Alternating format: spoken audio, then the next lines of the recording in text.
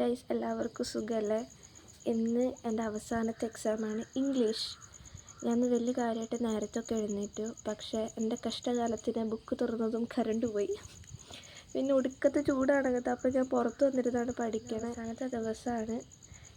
അവസാനമായിട്ടായിരിക്കും uniform ഇടാൻ പോണത്. എന്താ പറയുക, 2 വർഷം പോയതറിഞ്ഞില്ല.